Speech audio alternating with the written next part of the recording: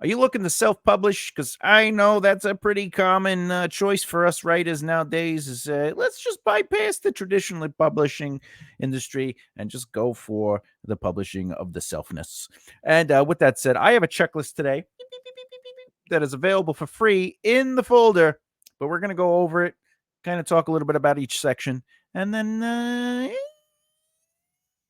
well, you got to take the reins and go do what you got to do. That's really the secret of it. So today we are going to go over the self-publishing checklist for success, your essential starting guide. Now, self-publishing can feel like navigating a maze if you're new at it. I mean, there's just so many bells and whistles, buttons, responsibilities. Where do I start? So basically, without a clear checklist, it's easy to get lost in the details. Do I start here? Do I do that? Did I do things out of order? Well, maybe we don't know. So this list is basically going to teach you everything from preparing your manuscript to setting up a marketing plan. Oh God, a marketing plan! I know, right? And then we're going to kind of go over each step, and then let's see what happens. So let's go right to it. Let's go to the walkthrough. Now, I'm going to just pop up the screen. Now, as you can see, there are nine items on this list. The first one being manuscript preparation. All right. Now, every self-publishing journey begins with preparing the manuscript. A, you need one. But B, you have to make sure that it's polished and ready for others to not only read, but to enjoy. So this first step is probably the most crucial. You need to complete that manuscript. And by the way, you could do this. Beep, beep, beep. You like that? You like what I did there for you guys? Guys and girls? So a well-prepared manuscript sets the foundation for your professional book, the look, the style. You got to get it going. So start by completing the manuscript. I mean, that's you gotta finish the book. But that is not the end of step one. But you need to take some time to refine it. So after your initial draft and your initial self-edit and revise, this you got to create consistency in the tone. So you want to self-edit and revise, and then now you want to hire a professional editor to sort of develop, as you can see. You can go developmental editor, line editor, copy editor. Now, developmental editor will help you with the foundational elements of it, the characters, consistency, plot, things like that. Does everything make sense? And then the line editing helps you with the clarity and making sure the line work is coherent, and also sticks with whatever style of writing you're going. If you're lyrical, if you're purpley, if you're very static. And by the way, static is not necessarily bad. And then copy editing, which is this spelled right? And are you using the same spelling for every word? Things like that. And then you gotta really proofread that final draft. You gotta go through and proofread it. I mean, that's terrible when you're reading it and you're like, I spelled even my own name wrong. But anyway, so like I said, a developmental editor will help you with the big picture elements like structure, pacing, line editing, and help you hone the style and the flow of your writing. And finally, a copy editor focuses on grammar, punctuation, and sentence structure. Now, each type of editing will add another layer of refinement, which is very important to the process. So, number 2, book design. Oh yeah, let's do it. A book design. I got to format my book. Yes, you got to format your book. All right. So you can hire a formatter. Hey, how's it going? With your manuscript polished and ready, the next step is to focus on book design. This involves formatting, cover design, and creating essential front and back matter to ensure your book looks professional both inside and out. Now, the reason formatting your book is up there first is because, you might want to use InDesign or whatever the case may be to set the book up. You could do it in Google Docs. You could do it in Word, but there are other programs out there. But that's why you might want to hire a formatter, because they know how to do it. They do it quick. They know what they're doing. But formatting is ultimately a thing that helps with readability and also helps with the flow and is informative. The style of the layout is informative. So proper formatting includes setting the font size, your margins, and layout for both ebook and print versions, which also is needed to do your cover and your book, your the outside of your book, because depending on how thick and big your book is, could affect the dimensions, right? So now, well, you can format the book yourself using tools like Vellum or Adobe InDesign. That's what I use, Adobe InDesign. Hiring a professional formatter can save time and ensure that your book meets industry standards. I've been doing Adobe InDesign for quite some time. Now, each platform may have specific requirements. So, if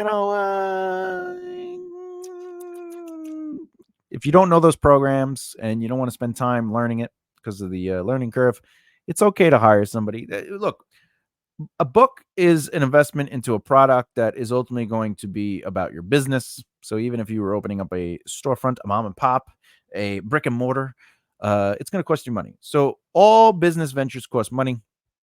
That money is there to refine, hone, and elevate your product, right? Because remember, writing isn't just what you put down on a page, it's the presentation and the representation.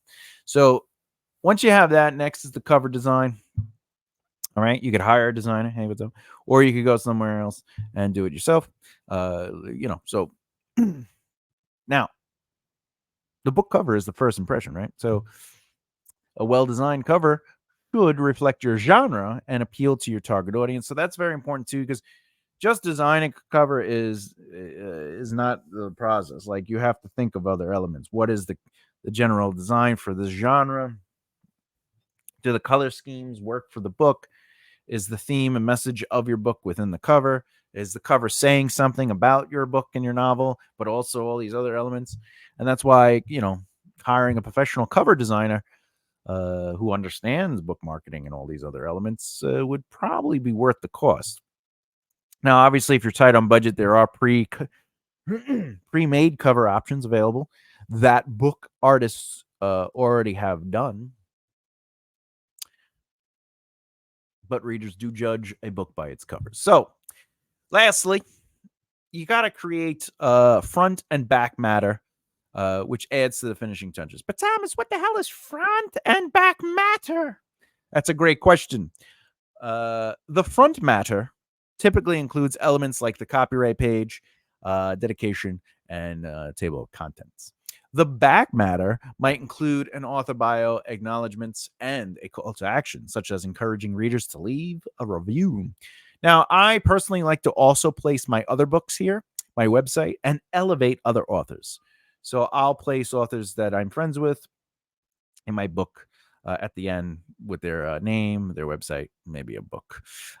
This section, basically, these sections help readers navigate your book and learn more about you as an author, adding to your overall experience and your brand. So again, I believe in elevating the community and working with other people.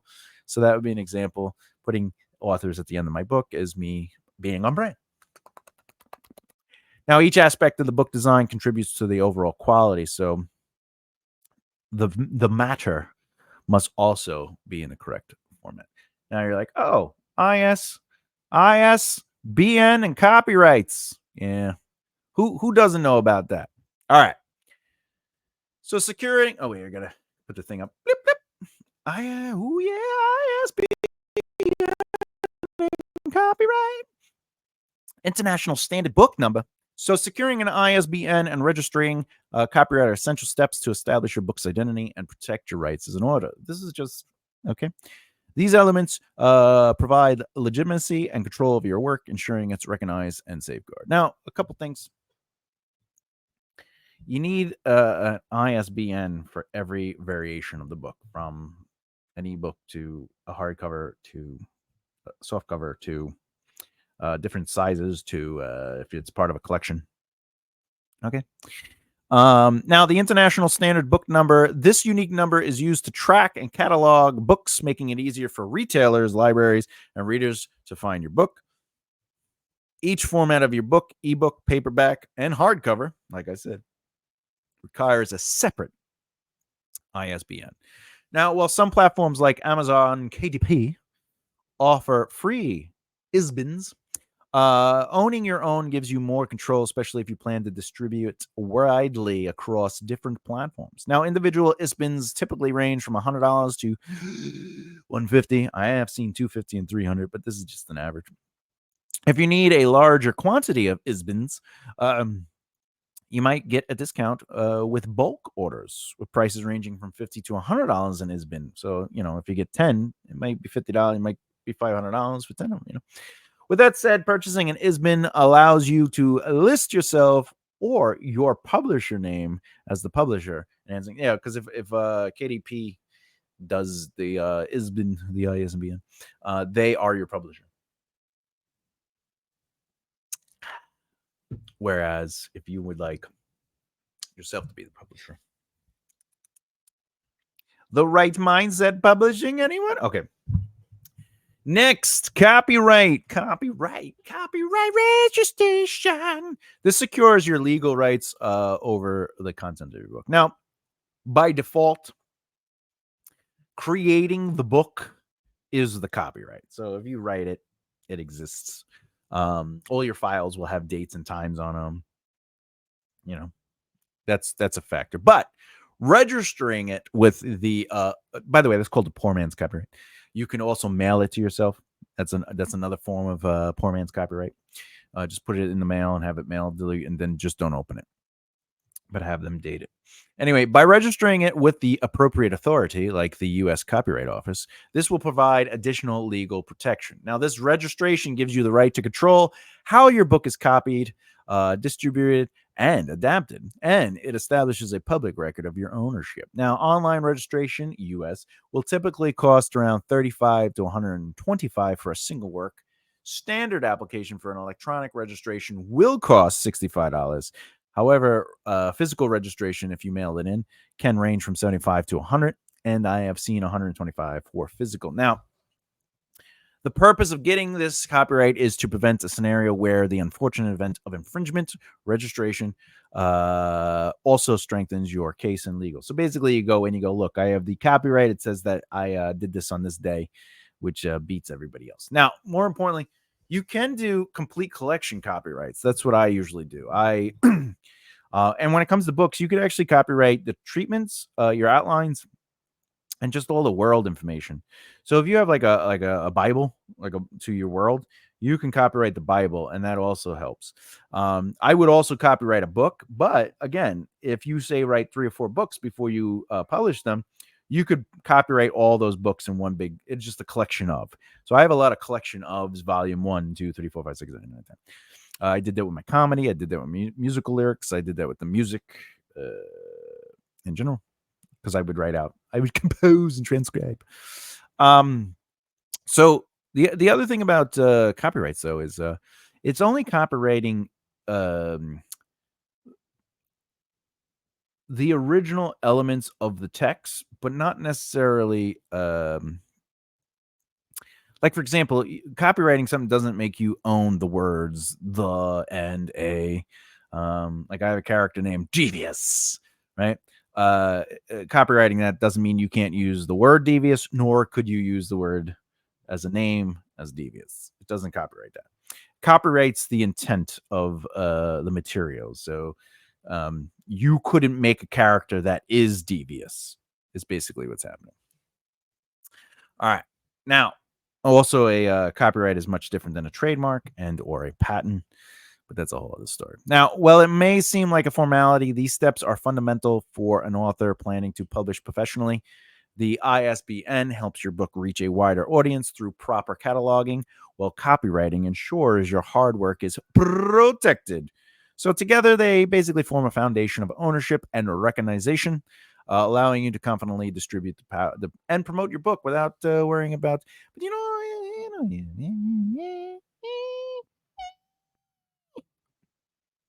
I don't know why this cat is meowing.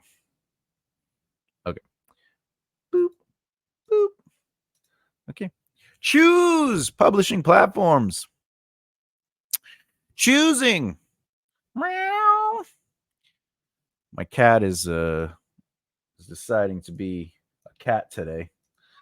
All right, let's see. I don't want to. I have something else there. I don't want you to see it yet. All right, so choosing publishing platforms. All right, that's these right here. Yeah. So choosing the right publishing platform is crucial to it's going to affect you. Like it basically opens up or closes doors or basically influences the visual element of it. So you want to as a self-publisher, it will affect your book's reach and accessibility and overall success. Okay. Now, if you don't know, your primary options include ebook platforms and print on demand services, each offering unique advantages depending on what your goals are and your target audience. Personally, no matter what I tell you or anyone else on the YouTube or in the world of existence, you should start by researching. It's all about there's a difference between knowledge and wisdom. Knowledge is collecting the information, understanding that information becomes the wisdom, especially once utilized.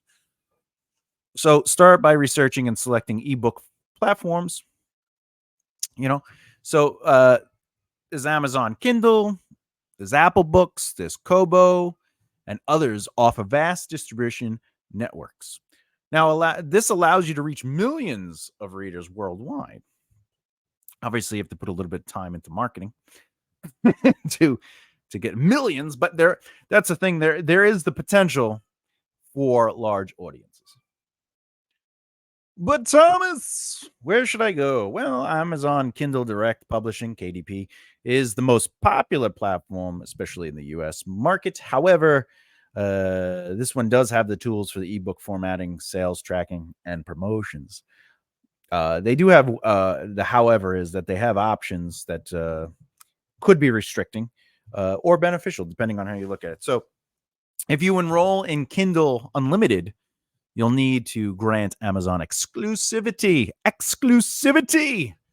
But you also have to access, but you will have access to a larger pool of readers. And the more your book does, or the better your book does on the Kindle Unlimited, the higher, usually they'll be like, hey, these books are popular. But there are other platforms like Apple Books and Kobo, which can broaden your reach, particularly internationally. But going wide by using multiple platforms can maximize visibility, though it requires managing accounts for each one. However, keep in mind, marketing. You still have to advertise. You can't just put something out there and expect people to see it. Beyond the e-printing, there's print on demand services for physical copies and options like Ingram Spark, okay, and also KDP do offer the print options, right? So basically, somebody clicks, they buy the book, and then it costs you nothing. And then KDP or Ingram Sparks takes a fee up front from the sale itself, and then the difference of that sale goes to you. So you could charge $1,000 for one book, and Ingram Sparks would get whatever it is, $5 for the book. Or you could charge $20, and they still get $5, but you get the 15. All right. KDP, that is Amazon, so it allows your book to be easily available for purchase on Amazon. All right, so that's nice. Ingram Sparks, on the other hand, though, provides access to a broader distribution network, including bookstores and libraries, but may involve more setup fees. Now, both services enable you to set print specifications, such as trim size and paper type, and you get to calculate your royalties based on your pricing, so that's nice. All right, number 5. Creating an author platform. Now, I would recommend always doing this during and after your manuscript is written, consistently and constantly and perpetually. Create an author platform. All right. You should be building your author platform from the start of your dreams. Not, hey, let me write a book and then start one. No, you should be in the process at all times because building an author platform is difficult and time consuming.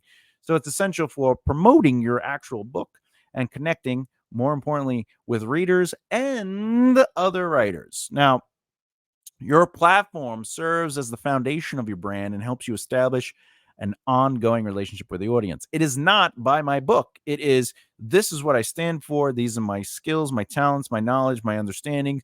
These are my positions in life. Allowing people to see your brand by experiencing it and then saying to themselves, hey, I like the personality. I like the things they talk about. I like their positions on things.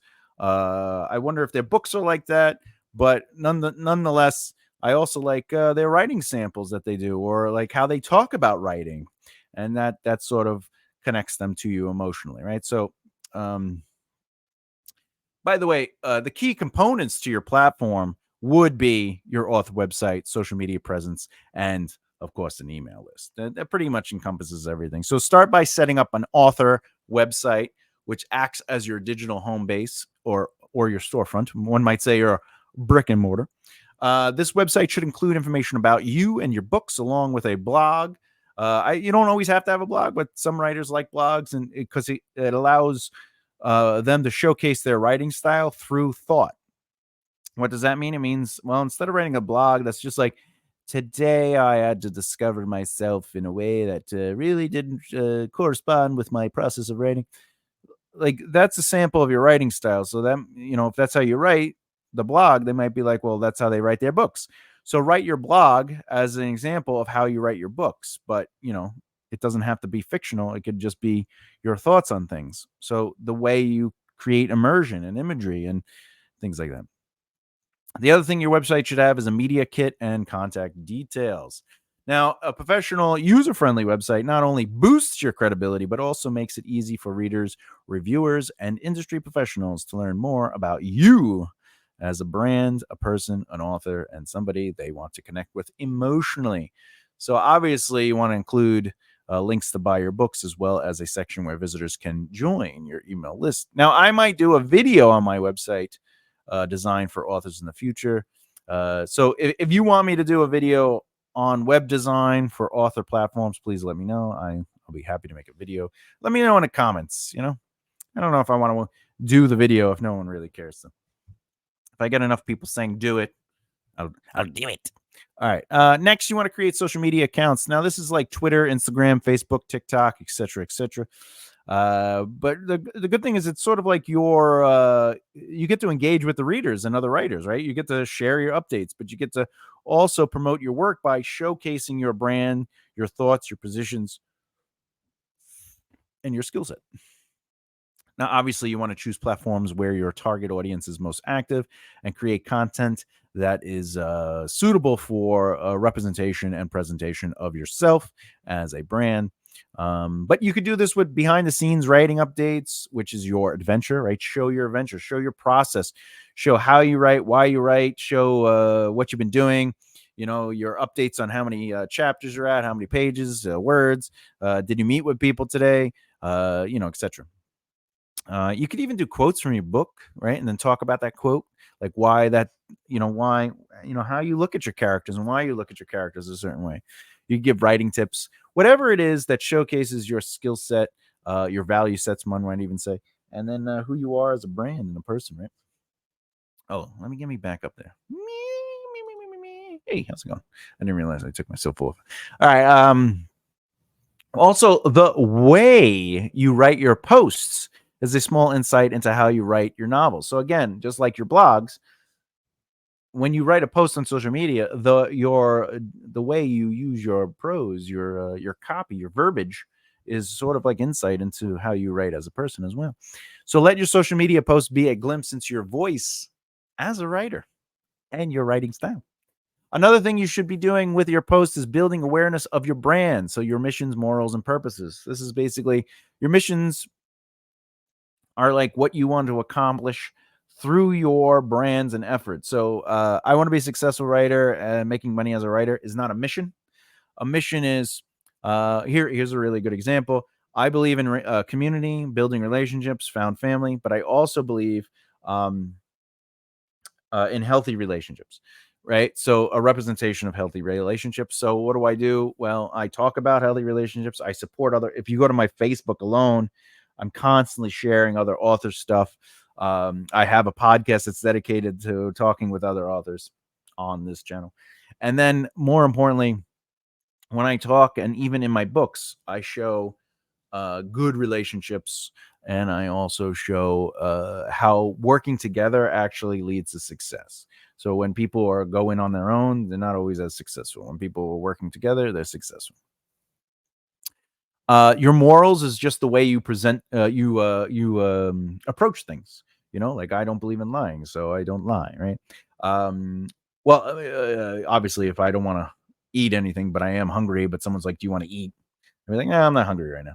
Right? That's a white lie. But if you're lying with intent to hurt, to destroy, to manipulate, to mislead, with ill intent, that's bad. I don't agree with that. So, anyway, so be honest, be truthful. I'm very transparent, right? So my morals is I want to trust people. I want to feel like I want to become the change I want to see in the world, right? So I don't expect people to do what I do, but I just do what I wish others would do, and hopefully I will inspire others to feel comfortable in expressing themselves, representing themselves, speaking their mind, because again, what I believe and what you believe doesn't have to be the same thing, but it doesn't also mean that we are on opposing sides, in the sense, you may go, well, I like the color green, and I go, well, I like red. That doesn't have anything to do with it. Like, who cares? As long as what you're doing at the end of the day doesn't break the two rules of existence. Don't go out of your way to mess with people and hurt people and really uh, just be an overall douchebag. And the second thing is don't physically hurt people on purpose. Those two things encompass everything, right? Like, for example, gun rules. You want to own a gun? Own a gun. Just don't go out of your way to scare people, harm people, frighten people, and don't go out of your way to kill people. Now you can own your gun and be happy. Just leave me alone. I don't want to own a gun, right? But just don't break those two rules. Just be a decent person. Jesus. Anyway. Oh, and then your purpose is why you're doing it. Okay? Like, why do you want to do this? Well, I do what I do because I want to influence even if it's small bit. I want to influence healthier and more positive uh, elements into the world, even if that challenges and pushes back on status quo. Because I believe in a one world people, like no borders, just life, existence, people helping one another. Obviously, that's a dream, but I believe that we are all one people. We come from one place, Earth. We come from one existence, the Pangean continent. We are all one people that bleed red, and we could all get along. There is a chance. I believe that, but I know people are not getting along, but I believe there is a chance, and as long as I have that faith and that hope, that is my purpose: is to bring people together and unite people, um, to just be decent and help one another and just care about each other. That's why I have the Team Rise Together nonprofit. Anyway, okay. So with that said, you want to allow your posts to represent the things that matter to you through these missions, morals, and purposes. And obviously, you want to connect with people that have similar or like-minded missions, morals, and purposes. They don't have to be identical or exact. They just have to be similar. Like, obviously, if you don't believe in hurting people, you don't want to hang out with people that like hurting people. I mean, that's not going to really elevate anybody. It's just going to be, you guys aren't on the same page. But you want to build emotions. More importantly, your missions, morals, and purposes being presented and represented will allow people to emotionally connect to your brand. In this case, that brand is you. And then, people who are emotionally connected to a brand, which is you, they want to spend money to support and elevate that brand, which would be your products and your services. Lastly, start building an email list. Email is one of the most effective ways to reach an audience. You can offer incentives such as a free chapter or exclusive content to encourage signups. Use services like MailChimp or ConvertKit. I use MailChimp to manage your list and send regular updates, new release announcements, and exclusive offers. An email list gives you a direct line to your readers. Now, just real quick, you could also start a weekly subscription. So you tell people, look, $1 a week gets you a chapter a week. So you pay $5 for the month, right? And that gets you 4 to 5 chapters a month. And you just put them on the newsletter, and you just send it out to that group of people. If you do the math, let's say you have a 40 chapter book, right? So that's $40 times. Let's say you have 10 people doing it. That's $400. Say you have 1,000 people on your mailing list. That's 4,000. If you have 10,000 people on your mailing list, all paying the $5 a month for 40 chapters, that's $400,000. 40 chapters at $1 a pop, times 100 times 10,000 people is 400,000. So your mailing list has the potential to really generate. So you could do subscription-based stuff like that. Okay. Pre-launch. Don't you want to do a pre-launch? So pre-launch marketing sets the stage for your book's success by building anticipation and reaching your audience before release date. This phase includes crafting a compelling book description and author bio, defining your target audience, and also planning your launch date to reach, as well as reaching out to people for reviews and consider pre-orders. Now, you want to start by writing a book description that hooks potential readers. This description should capture your book's unique selling points, highlight its genre, and give readers a taste of what to expect. Now, alongside this, craft an engaging author bio that reflects your personality, your credentials, and interests as a writer. Right? So that's part of your brand. Both elements are key to your book's online presence, but also you want to identify your target audience. Obviously, I don't know if you ever heard of the avatar marketing, where like you create an avatar, basically your ideal audience member. Like, who do you want to read this? If it's a children's book, maybe not adults. You know what I'm saying? However, you want to market to adults who have kids, but you're not really selling to adults, if that makes sense. You also want to plan your launch date carefully, allowing enough time not only to build momentum. I recommend 3 months, but consider the time of the year, any significant holidays or events. I once set up a musical show performance, put a lot of money into it. I was doing really well with events. I was putting together events. We was, bringing people. But there was this one time I did not realize that both Ozzy and Dio were playing very close to us. No one showed up. So when your book is coming out, you also want to check out if your audience is connected to any other big events, holidays, or spectacles. Now, holidays could also influence sales in the sense of a Christmas book, or during Christmas, people might want to buy gifts for people. But you also want to kind of like say, all right, well, what books are really popular right now? Am I going to kind of be overshadowed? Because no matter how amazing, awesome, unique you are, if it's Christmas time, and it's more likely there's going to be, a Nora Roberts fan over, say, a you fan, or a Stephen King fan over a you fan, or a Brandon Sanderson's or whatever fan. There's just going to be fans of larger name audiences. So sometimes releasing it during a non-busy time is not a bad thing.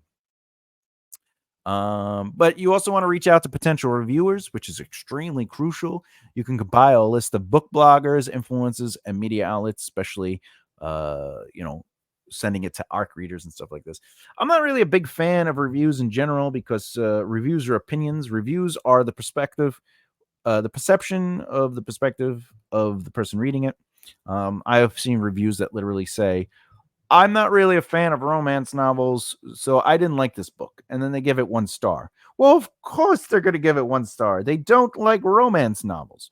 The big thing that you should really be trying to do, and we're going to talk about this a little bit later, is interviews. So I'll bring that up later.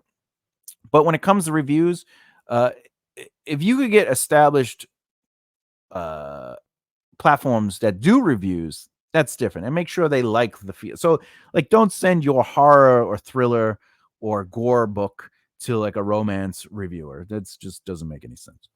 You know what I'm saying? So be specific with, be smart with that. Let's see. Oh, and finally, consider your pre-orders. This is good to give like a generalization of what you're probably going to end up selling. And if you push that, you're building up the pre-sales until the launch date, and that helps because if you get a chunk sale on the first couple of days or the first couple of weeks, that also elevates you on the platform. Like say Amazon is like, oh, look at all these sales in one big day. All right, now, Ocho. Oh wait. We missed one. Wait a minute. Pre-launch. Oh, I'm missing one. Son of a. That happens. All right. Sorry about that. What's going on here? It gets me good. Gets me good. Pricing and distribution. All right. So, you want to research pricing strategies. So, based on your size of your book, your style of the book, your genre of the book, the content of the book, you want to research your strategies. It's not always about how do I get the most for the book. It's about how do I get the most books sold. But more importantly, this is something that I've learned just being in the industry itself. Authors are fixated on selling their book, and then they're interested in selling their next book, and then they're interested in selling the next book, and then the next book. But Thomas, isn't that how it goes? Well, let's put it into perspective. You should be interested in selling your books, right? And everyone is obviously, oh, of course, I want my books to always be selling, but they focus on selling the most possible books in, like, say, the first 3 months, right? But that first week and that first month is really important. But then they're like, well, I'm working on my next book, and this is the next best thing. Your job as an author is actually to create a brand that establishes consistent sales. Like, think of, again, I know it's Stephen King or Brandon Sanders.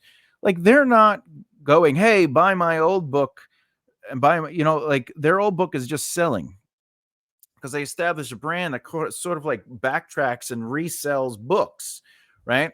That's your job, is to create such a connection with your audience that your brand is influencing continual sales. And I am going to make a video on marketing the book. This is not it, but when it comes to pricing, I have seen authors where they're like, well, how do I get the most for a book? But in reality, I'm not saying charge almost nothing and you make like 50 cents on the book. What I'm saying is use a strategy in the pricing. How does it fit within the genre? Don't overcharge, don't undercharge. Charge around the same prices. But your real job is about establishing such a connection emotionally with your audience that they're just going to consistently be buying your books. Now, obviously, there is a technique where if you have a high selling book, like a book that just sells really well, you set up two forms of advertisement. The first advertisement is this book is available. The second advertisement goes to your website to show your book catalog. And that's something that I'll go over in another video. But ultimately, those two ads are, one is constantly generating a high selling book, this, whatever book it is. And then the other one is just selling your catalog. And then when you have a new book come out, you could do a third ad, which is just kind of like hyping a book, whichever it is. And by the way, as books do better and better and better and have like a consistent oversell, like obviously if your first book sells a lot of books, you wouldn't make that the primary ad, like I had mentioned originally, like the top selling book. It's the top selling book over the course of X amount of time. You want to funnel money into that book because it sells. But you also want to push your catalog. And then, once a year or every year and a half, 2 years, you might have a new book out. You just get that third ad out. But that's a whole other video. And obviously, the different formats have different prices, and you want to choose your channels. Now, let's talk about launch and post-launch. All right. So the launch and post-launch is where all your preparation basically should come together. There should be an official release date. You should be setting the stage to sustain the marketing efforts, meaning like you should have money to put into advertisement. This stage involves publishing, announcing that publishing date, announcing that it is published, implementing a marketing plan. Please put time into a marketing plan, monitoring sales and planning for future promotions because there's going to be like these waves. So as the book is hitting like your average, your top average, meaning like if you've sold other books before, you'll have a better idea. Go, oh, I've sold once I hit 30 books.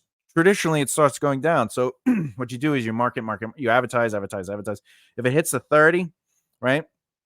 Then you want to do like a boost advertisement. Like you want to either change up the advertisement a little bit, add another avenue to the advertisement, maybe do something where like you sort of take that momentum and you want to kind of just try to get it. So instead of it doing this and then going like this, you want it to go whoop, whoop. So if you start learning, that's why it's important to keep track of your numbers. If you start learning the movement of your sales, you'll know when to, especially if it gets over that cuff and starts falling, you can start advertising and it'll go up a little bit. Right. Anyway, let's see. Obviously you want to publish your books. Let's see. You want to, before you publish the book though, please double check everything. Make sure the details are right, the pricing, the categories, the keywords. Make sure everything's correct. But once your book is live, announce the live. You want to just, hey, the book is launching, right? Now, obviously, you should be doing 3 months marketing and advertisement before this day. But when this day happens, make it a big day. I mean, like lead up to it. Send out a newsletter, get stuff on social media. Maybe get your team together. Do you have a team? Do you have a team that can all post, share, and elevate the sales of that book? Right. So this is your opportunity to share the excitement with friends, family, and followers. Friends and family. Yes, that's right. Sales 101. Approach those you know first. Now, obviously, your goal is to get away from people you know first because you want to build a fanship. But when you're first starting out, obviously, friends and family are going to support you. They might never even read the book, but they will support you if they love you. That's just how it is, right? Now, if they're the only people ever buying your stuff, you got to change up your marketing and your advertisement plan. So send out the newsletter, and also you want to personalize your announcements, which helps create sort of a connection and make it seem more about you and your brand and your relationship and less about buy my book, it's available.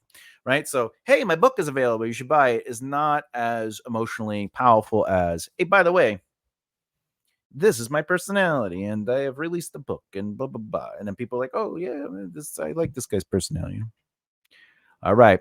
Next, now once the book is released, make sure you continue to implement your marketing plan. You have to make sure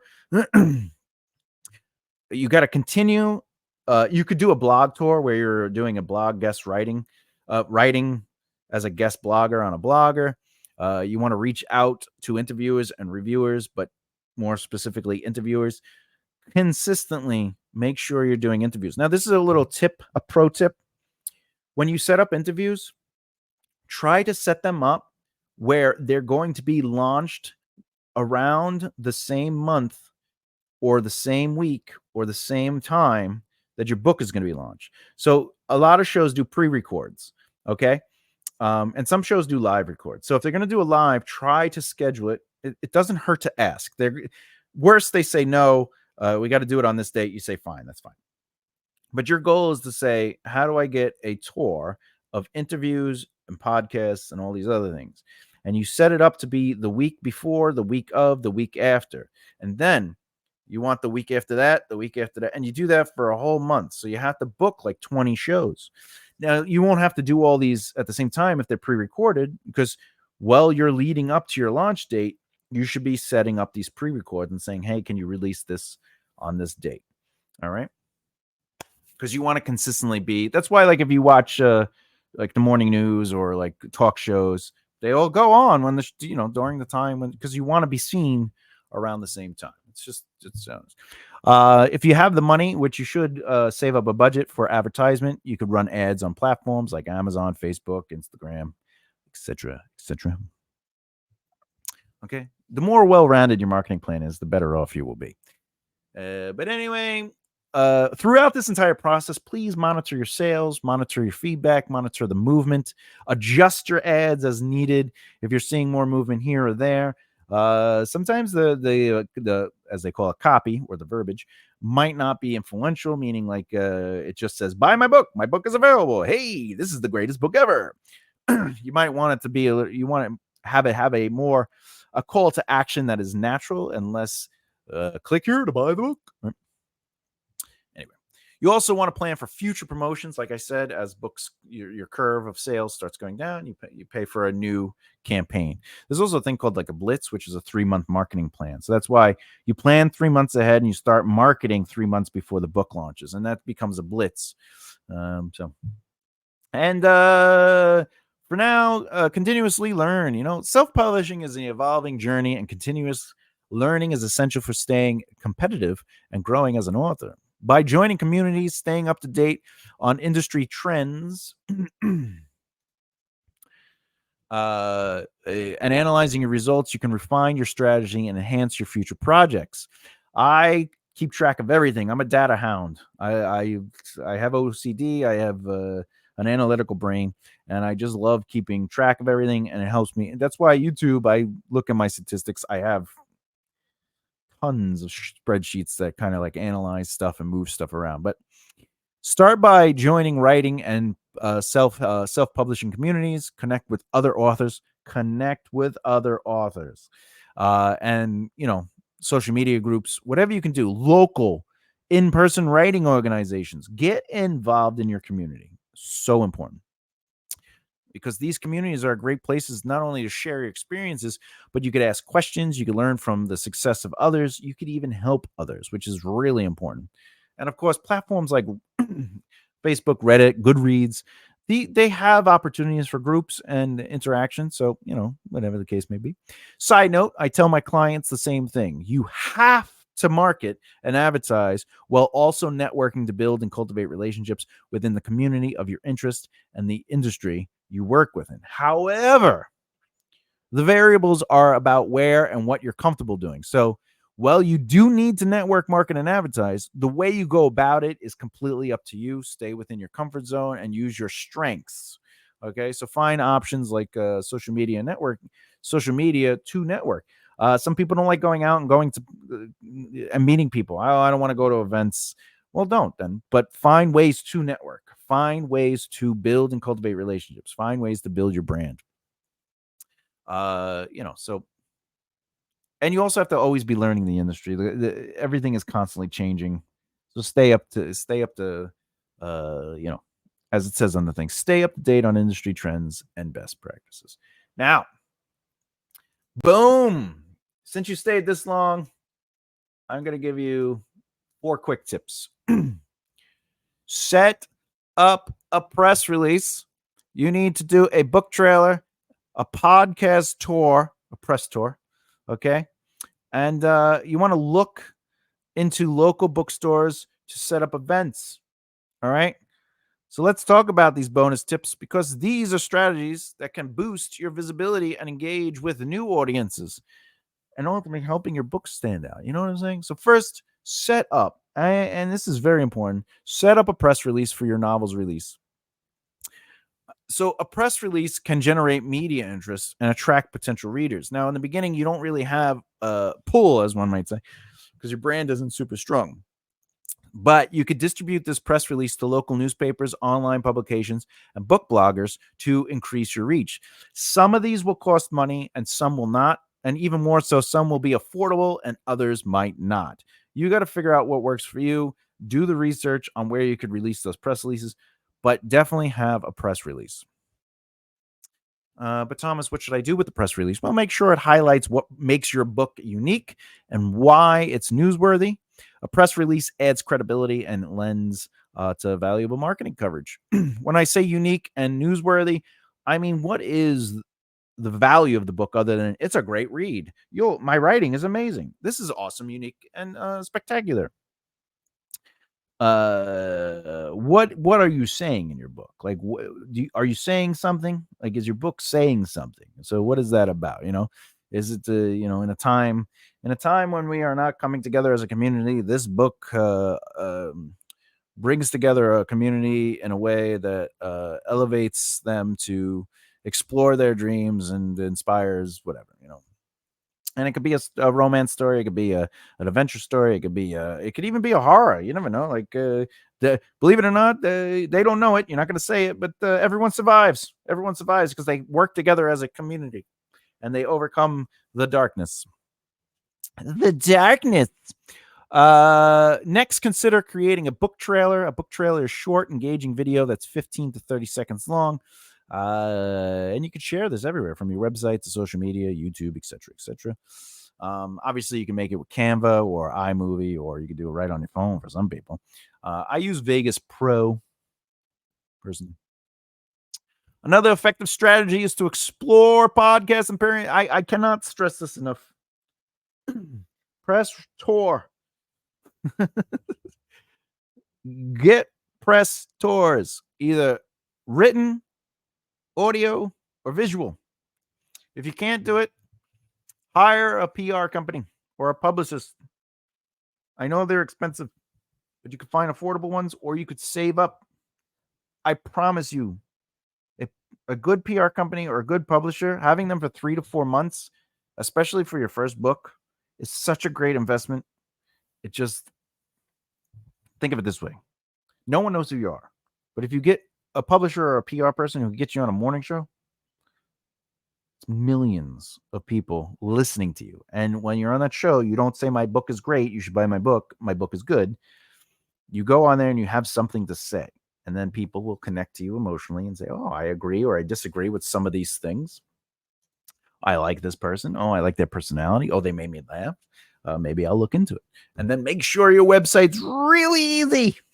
So they're not like, what, Thomas J. Bellezza? Is that J-J-A-Y? Is that Bellezza? What is that? Lezza? No, it's makearightleftheere.com. Easy. Anyway. All right. Podcast appearances. And lastly, local bookstores, libraries, do an event, bring authors together and do an event together, right? So if you have 3 or 4 author friends in your area that are launching their book around the same time as you, do an author event together. That's what I used to do with bands, you know? That's what I used to do with actors. We used to do events. We'd go as a group. I did networking events that were free, and they were not like, hey, here's my card. How are you doing? They were like, come together. That was one of the rules. You can't talk business. All you can do is just get to know each other. Have fun. Anyway, final thoughts. All right. This is a really short final thoughts. The moment you want to self-publish, you're opening a business and your responsibility is more than just being an author who writes amazing, awesome, and unique narratives. It's your time to pull on the reins of potential and take accountability for the tasks at hand. Those tasks on the things that make a business a business. Now, a business that will and can succeed when you place the energy into both artist side of this career and the business side of a career, because there's an artist brain and a business brain. There are two sides that these two sides should never work together, by the way, but you absolutely need input from both of them. What do I mean? But what do you mean, Thomas? Well, I'll tell you. When you're writing and creating, do it for the art. Let the soul of your creative mind flow through the artist brain without ever listening to that feisty business brain side of it all. Don't write to sell. Write for the soul. Write to connect. Write emotional characters. Write something that's interesting. Though, once you're ready to make money and sell your novels, it's time to shut off the artist brain and stop thinking like, oh, my product is great, it will sell itself. And now use the business brain and allow it to be in charge. Because self-publishing might seem daunting at first, but remember, the business brain is going to allow you to organize it into a list, as we did. And ultimately, bloop, you will discover the process and refine the process the best work for you. That's what the business brain does. And breaking down that process into manageable steps can make it more achievable. Now, this checklist is here to guide you one step at a time. Whether it's your first book or your 5th, taking small, organized steps can help you stay focused and prevent overwhelm. All right. But keep in mind, this is just the framework. Every author's journey is unique, and so are their goals and resources. Feel free to adjust and tailor this checklist to suit your specific needs. Maybe you have a tight budget or a particular platform you want to focus on. That is all fine and dandy. Use this guide as a starting point, but don't be afraid to make it your own. Now, self-publishing gives you the power to take control of your book's path. And with that control comes the freedom to create a process that works best for you. So embrace that journey, be patient with yourself, and remember that every step you take brings you closer to holding your published book in your hands. Now, more importantly, if you change this checklist and you feel comfortable sharing your process, let us know in the comments below. Right? Next video in this series. All right, a powerful mind shift from successful authors: how to change the brain to change the game. So this is the business of writing. We are going to do. We're going to talk about a powerful mind shift for successful authors. Basically, how to change the brain to change the brain. How to look at it differently. Most likely, we're going to talk about the artist brain versus the business brain. Okay. Hey, question. What's the most exciting or intimidating part of the self-publishing process for you? Let me know in the comments below. And like what you saw today, please subscribe and hit the bell icon so you don't miss out. And if you learned something, you're like, oh, that's interesting, please thumbs up. It helps the video. With that said, as always, peace and harmony, truth in action, and keep developing the right mindset. I'll see you next time. Bye.